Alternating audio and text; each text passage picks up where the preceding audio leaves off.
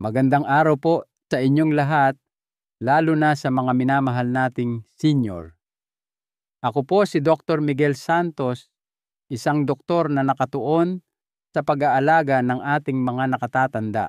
Maaaring ikagulat ninyo na ang pagkain ng maling uri ng mani o nuts sa araw-araw ay maaaring magpataas ng inyong panganib sa sakit sa puso at ugat, cardiovascular disease, ng hanggang 48% lalo na kung kayo ay nasa katandaan na.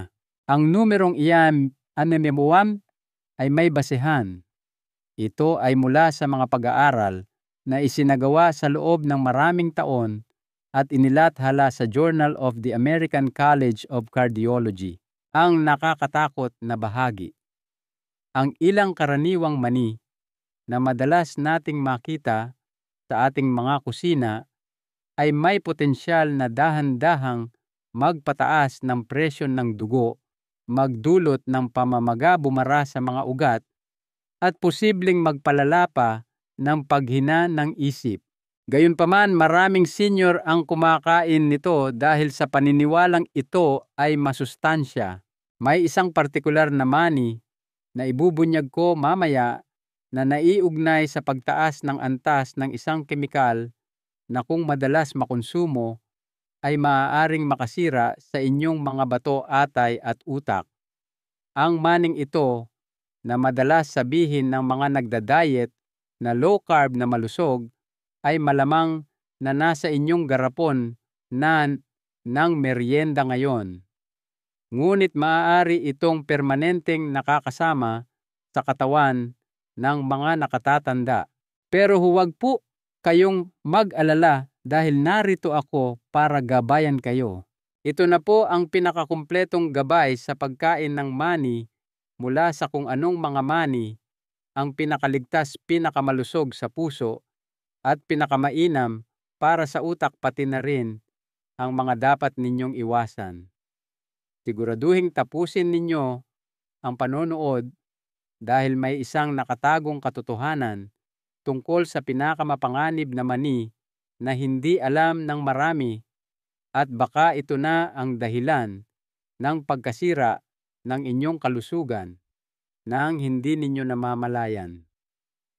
Bago tayo magsimula, paki-like at subscribe po sa ating channel para mas marami pa tayong maibahaging ganitong mga video. Sabihin nyo rin po sa comment section kung taga saan kayo nanonood. Nang walang karagdagang pag-aantay, narito ang 4 na uri ng mani na dapat kainin ng mga senior. Pang-4, ang powerhouse na nagpapatibay ng mga buto. Almendras.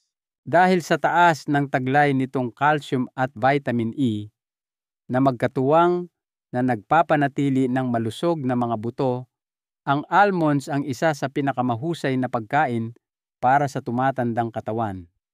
Habang tayo ay nagkakaedad, ang ating mga buto ay natural na nagiging mas marupok na nagpapataas ng panganib sa malubhang problema mula sa mga bali o fractures pagkatapos ng edad 65. Ang natural na pagkawala ng buto ay bumibilis, ngunit ang pagkain lamang ng sangkapat na tasa 1/4 cup ng almonds araw-araw ay makakatulong na pabagalin ito sa pamamagitan ng pagbibigay ng halos 97 mg ng calcium. Bukod sa calcium, ang almonds ay may magnesium, isang sustansyang madalas kulang sa mga nakatatanda. Ito ang natatanging katangian ng almonds bilang isang tagapagdala, tinitiyak ng magnesium na ang calcium ay hindi bumabara sa inyong mga ugat at sa halip ay nakakarating ito sa inyong mga buto. Dahil tumataas ang panganib sa sakit sa puso, habang nagkakaedad ang puso, ay nakikinabang sa magagandang monounsaturated fats ng almonds na tumutulong din magpababa ng masamang LDL cholesterol. Payo ko sa mga nakatatanda na kumain ng pipino hanggang 20 pirasong almonds araw-araw, mas mabuti kung hilaw o inihaw na walang asin. Dahil sa taas ng fiber nito, humigit kumulang 3.2 gramo bawat serving ang almonds ay isang mahusay na sandata laban sa hirap sa pagdumi, constipation na nakakaapekto sa halos 40% ng populasyon ng mga nakatatanda. Higit sa lahat, ipinakita ng mahalagang pananaliksik mula sa Tufts University na ang almonds ay maaaring makatulong na protektahan ang mga selula ng utak mula sa oxidative damage na kinatatakutan ng marami habang sila ay tumatanda. Piliin ang almonds na may balat pa dahil naglalaman ito ng mga flavonoid na kapag isinama sa vitamin E ay nagdodoble sa antioxidant na aktibidad ng mani. Paalala, siguraduhin nguyain ng mabuti ang almonds bago lunukin dahil maaari itong maging panganib na mabulunan o masamid para sa mga nakatatandang may problema sa paglunok. Pangatlo, walnuts, ang nut na nagpapatalas ng isipan. Ang walnuts ay namumukod-tangi bilang isa sa pinakamahusay na pagkain para sa utak ng mga senior dahil sa kahangahangang pagkakahawig nito sa utak ang mismong organong pinapalusog nito. Kung ikukumpara sa ibang karaniwang mani, ang mga pambihirang mani na ito ang pinakamahusay na mapagkukunan ng alpha-linolenic acid ALA, isang plant-based omega-3 fatty acid. Ito ay partikular na mahalaga para sa utak ng mga nakatatanda dahil sinusuportahan ng omega-3 fatty acids ang neurotransmission at pinapanatili ang integridad ng mga lamad ng selula ng utak. Ayon sa isang kamakailang pag-aaral sa Journal of Nutrition, ang mga senior na kumonsumo lamang ng 1.5 onsa ng walnuts bawat araw sa loob ng 8 linggo ay nagpakita ng malaking pagpapabuti sa bilis ng pag-iisip at pagproseso ng impormasyon. Ang mga natatanging polyphenolic compound na matatagpuan sa walnuts ay maaaring maiwasan ang pagsisimula ng mga sakit tulad ng demensya at Alzheimer's sa pamamagitan ng direktang pagbabawas ng pamamaga sa mga tisyu ng nerbiyos. Hindi alam ng marami na ang walnuts ay naglalaman din ng melatonin. Habang ang mga tao ay nagkakaedad, ang kanilang antas ng melatonin ay karaniwang bumababa na maaaring magdulot ng mga problema sa pagtulog para sa maraming nakatatanda. Bago matulog, natuklasan ng ilang tao na ang pagkain ng isang dakok ng walnuts ay nagpapabuti sa kalidad ng kanilang pagtulog. Ang walnuts ay napakabuti rin para sa kalusugan ng puso dahil naglalaman ito ng mga polyphenol na nagbabawas ng oxidative stress at arginine, isang amino acid na sumusuporta sa paggana ng mga daluyan ng dugo. Sa katunayan, sa pamamagitan ng pagtulong sa mga nakatatanda na mapanatili ang pagiging nababanat ng kanilang mga ugat, maaaring mapabuti ng walnuts ang bisa ng mga gamot sa dugo. Subukang kumain ng 7 hanggang 9 na kalahati ng walnuts bawat araw para sa pinakamahusay na benepisyo at itago ang mga ito sa ref para maiwasan na maging maanta ang kanilang mga delikadong langis. Ang bahagyang mapait na lasa ng walnuts ay hindi dapat ikabahala. Sa katunayan, ito ay tanda ng kanilang malakas na antioxidants. Pangalawa, pistachios. Tulong sa pagkontrol ng blood pressure. Ang pistachios ay maaaring ang hindi napapansing mani pagdating sa mga benepisyong pangkalusugan para sa mga senior, lalo na sa regulasyon ng presyon ng dugo. Dahil sa mataas na nilalaman nitong potassium, halos 285 mg bawat serving at mababang sodium ang pistachios ay isang kakaiba at malusog na pagpipilian ng merienda. Ang balanseng ito ng mineral ay partikular na mahalaga para sa mga nakatatanda dahil tumutulong ito na maiwasan ang pag-ipon ng asin sa mga bato. Tulad ng ilang gamot na inirereseta, maaari nitong bawasan ang systolic blood pressure ng 3 hanggang 5 puntos, ngunit walang mga hindi kanais-nais na epekto. Dapat ding bigyang diin ang lutein at zeaxanthin sa pistachios dahil sa pamamagitan ng pagtuon sa makula ng mata pinoprotektahan ng mga carotenoid na ito laban sa age-related macular degeneration AMD na siyang pangunahing sanhi ng pagkawala ng paningin sa mga taong higit sa 60. Habang tinatamasa ang masarap na lutong ng pistachios, hindi kailangang mag-alala ng mga senior na masira ang kanilang ngipin at gilagid kumpara sa ibang mas matitigas na mani. Ang katangi-tanging berde at lilang kulay nito na dulot ng antioxidants ay hindi lamang kaakit-akit sa paningin, ngunit tumutulong din na labanan ang mga free radical na nagpapabilis sa proseso ng pagtanda ng katawan. Ang pagbabalat nito ay natural na nagpapabagal sa pagkonsumo na pumipigil sa sobrang pagkain at nagbibigay ng isang mapagmuning karanasan sa pagkain na maaaring maging nakakakalma at nakapagpapasigla para sa pag-iisip. Ayon sa International Journal of Obesity, ang mga nakikitang walang laman na balat ay nagsisilbing biswal na paalala sa dami ng nakain na tumutulong sa mga senior na mas mahusay na makontrol ang kanilang pagkain. Subukang kumonsumo ng 49 na pistachios o humigit kumulang 1 onsa ng walang asin o bahagyang maalat na pistachios araw-araw. Ang 3 gramo ng fiber bawat onsa ng pistachios ay lubhang kapaki-pakinabang para sa pagkontrol ng mga antas ng asukal sa dugo para sa 25% ng mga Pilipinong higit sa isintepin na may diabetes o pre-diabetes. Nangunguna sa lahat, Brazil nuts ang solusyon sa mga problema sa thyroid.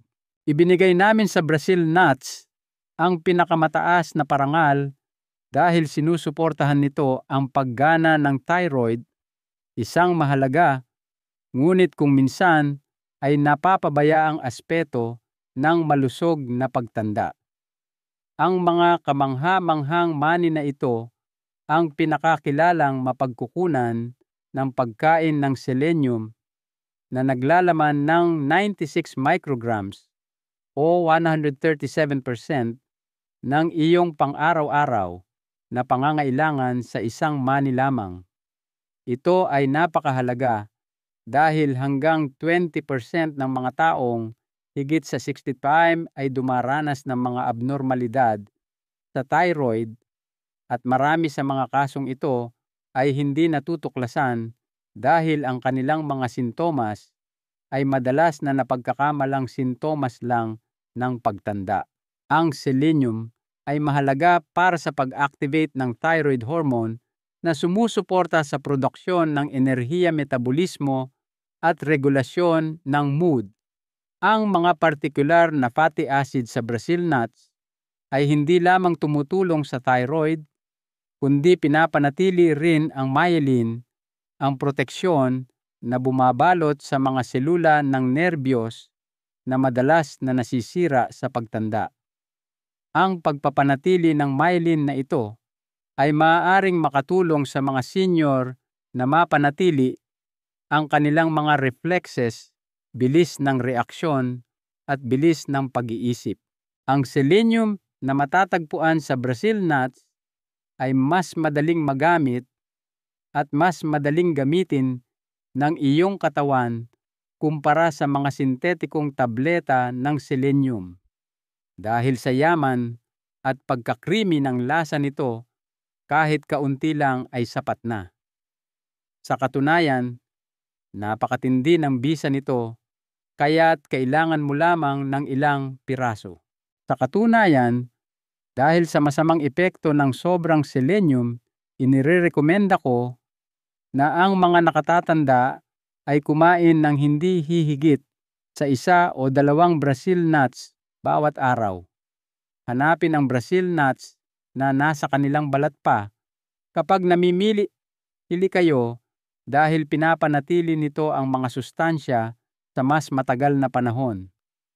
Dahil sa mataas na nilalaman ng taba, dapat itong itago sa ref para maiwasan ang pagkasira. Mga mani na dapat limitahan o iwasan ng mga senior. Ngayon, pag-usapan naman natin ang mga mani na marahil ay dapat iwasan o limitahan ng mga senior. Pang-apat, mani peanuts. Ang sanhi ng pamamaga. Sa kabila ng pagiging sikat nito, maraming nakatatanda ang nagkakaproblema sa mani dahil sa mga panganib na dala nito. Una sa lahat, dapat ninyong malaman na ang mani ay hindi tunay na nut. Ito ay isang legume na tumutubo sa ilalim ng lupa. Ito ang dahilan kung bakit madali itong kapitan ng amag at aflatoxins, mga lason na kung paulit-ulit na makonsumo ay maaaring makasira sa atay at magpataas ng panganib sa kanser. Ang panganib na ito ay tumataas habang tayo ay nagkakaedad dahil ang sistema ng ating katawan sa pag-detox ay hindi na kasing episyente. Mas nakakabahala para sa mga nakatatanda ang katotohanan na ang mani ay naglalaman ng mga protina na maaaring mag-trigger ng mga reaksyon ng pamamaga sa ilang tao kahit na walang tunay na allergy. Ang bahagyang iritasyon na ito ay maaaring magpalala sa sakit sa kasukasuan, stress sa puso at paghina ng isip. Ang mani ay mataas din sa omega-6 fatty acids. Ang karamihan sa atin ay kumukonsumo na ng labis na omega-6 kumpara sa anti-inflammatory omega-3 fatty acids at pinalalala pa ito ng mani. Dagdag pa, ang mga komersyal na peanut butter ay nagdaragdag ng asukal, hydrogenated oils at mas maraming sodium na nagpapalala sa mga issue para sa tumatandang sistema ng puso. Pangatlo, kasoy cashews. Ang hindi halatang pampataas ng asukal. Ang kasoy ay partikular na mapanganib para sa mga nakatatanda dahil sa mataas na nilalaman nitong carbohydrates at epekto sa asukal sa dugo. Kung ikukumpara sa mga tunay na tree nuts, ang kasoy ay may mas maraming carbohydrates, halos 9 gramo bawat onsa at mas kaunting fiber.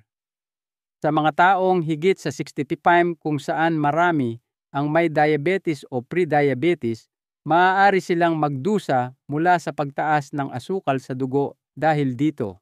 Ang kasoy ay nagdudulot din ng panganib na mabulunan dahil sa makinis at hubog nitong hugis.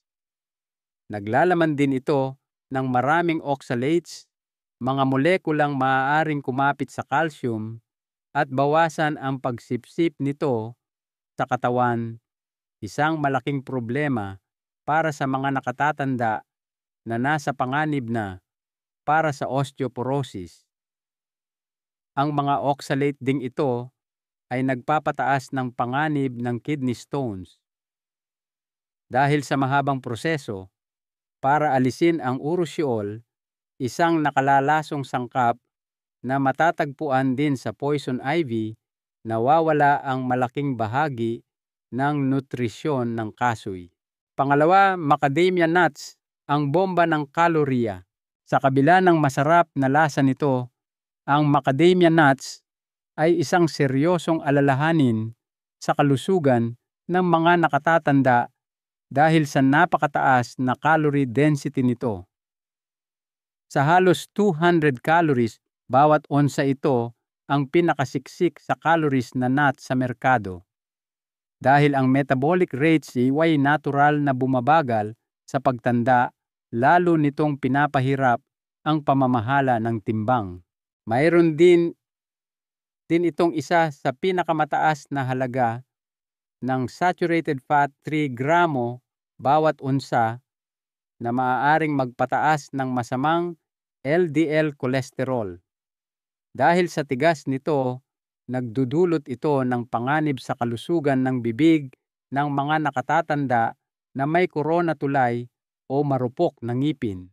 Una sa listahan ng dapat iwasan pine nuts, ang disruptor ng mga gamot sa maraming kadahilanan, na partikular na malubha para sa mga nakatatanda. Ang pine nuts ang isa sa pinakaproblematikong mani para sa kanila.